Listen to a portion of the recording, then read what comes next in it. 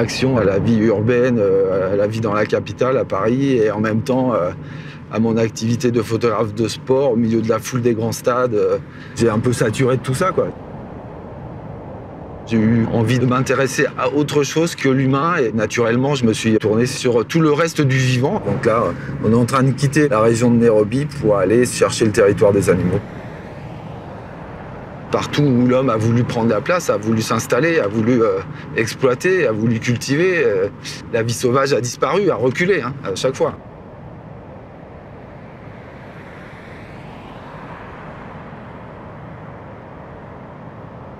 Je ressens moins de danger à saisir l'intimité des animaux sauvages qu'à vivre parmi les hommes.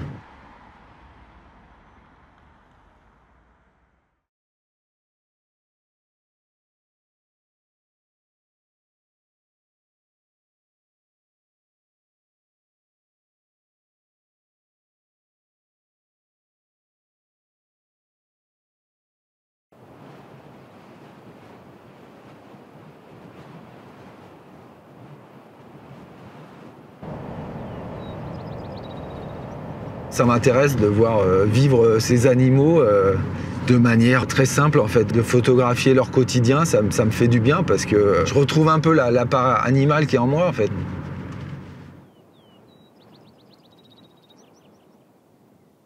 Je pense qu'on peut parler d'une allure sauvage qui va être l'expression d'une attitude et aussi d'une prestance. L'animal sauvage a cette présence incroyable. Moi, à chaque fois, je suis complètement fasciné par cette allure sauvage. Ouais.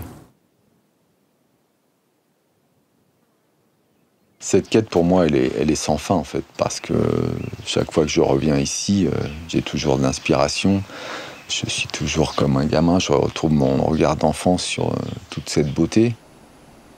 Puis tout ça, ça me nuise aussi, donc j'ai comme un empressement à saisir ce que la nature va m'offrir, parce que je sais que ces moments-là sont précieux et rares, et que peut-être que je les reverrai jamais, en fait.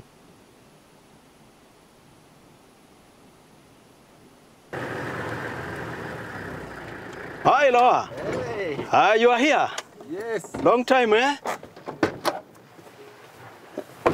How are you doing, my friend? Hi. Good. I can see you are strong like me. Yes. You feel good, huh? Yes, yes. Yes. Ready to find the lions again? Yes, yes. Yes. Ready. Maurice, en fait, il a un rôle essentiel dans cette quête, c'est-à-dire qu'il part avant l'aube en éclaireur, en fait, pour essayer de trouver des individus esthétiquement photographiables, mais qu'il a une connaissance assez incroyable de cet univers-là. Et aujourd'hui, on n'a même quasiment plus besoin de se parler pour se comprendre, en fait. Il se connaît presque par cœur, et il est aussi friand que moi de nouvelles scènes, de nouvelles rencontres, de nouvelles images, et ça, c'est génial, quoi. Contre-jour.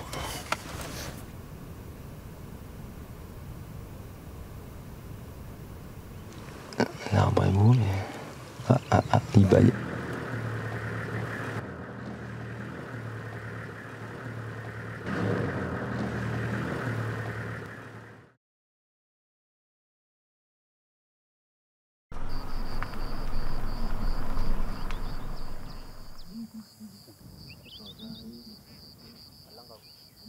Lions are actually one of the most iconic species.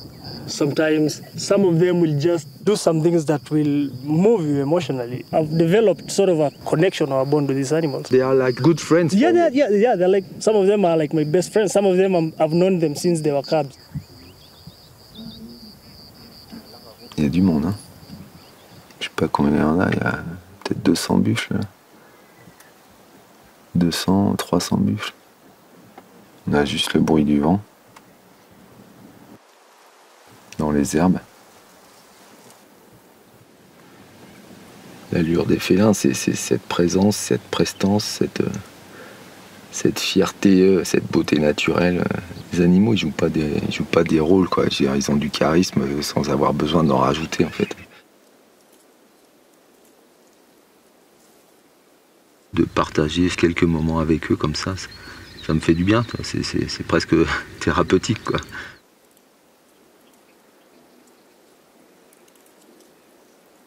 Il y a quelque chose d'assez spécial ici, c'est que Tous ces animaux vivent en harmonie, dans une cohabitation pleine de sérénité en fait.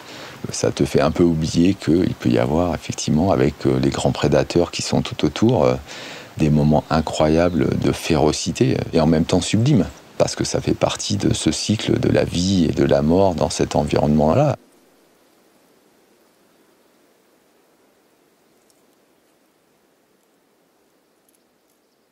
Ils vont essayer de l'attaquer par derrière.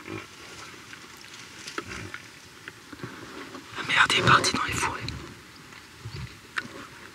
Regarde ça. Elle lui saute dessus, elle essaie de le coincer. Elles n'ont pas réussi. Incroyable. Elles l'ont couché, ça y est. Là, on est au cœur de l'action, on ne peut pas être plus près, on ne peut pas être mieux. Deux mâles, je pense que c'est deux frères, c'est beau.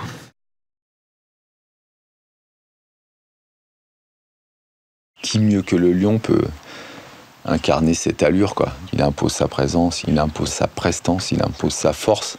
Presque tu retiens ton souffle, quoi. T'as l'impression que tout s'arrête quand sa majesté passe, quoi. Et souvent, il est dans une espèce de lenteur, de nonchalance assez incroyable.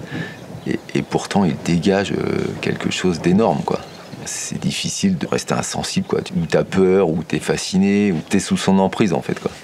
C'est ça qui est assez dingue.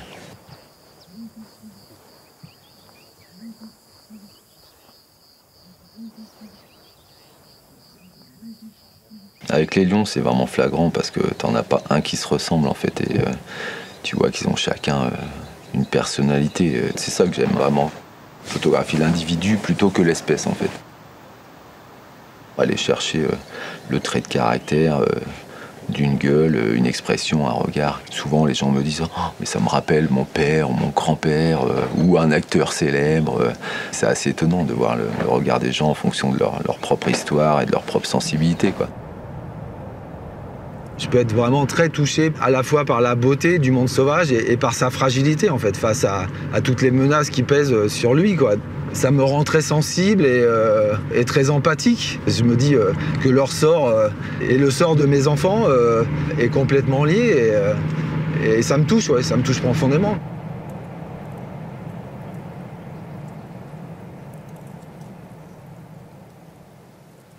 Cette beauté-là, elle m'inonde, donc quand on est baigné, t'as envie de la montrer et t'as envie que les gens s'imprègnent de ça, se nourrissent de ça, de toute cette beauté qui moi, me fait du bien et je pense que je suis pas le seul dans ce cas.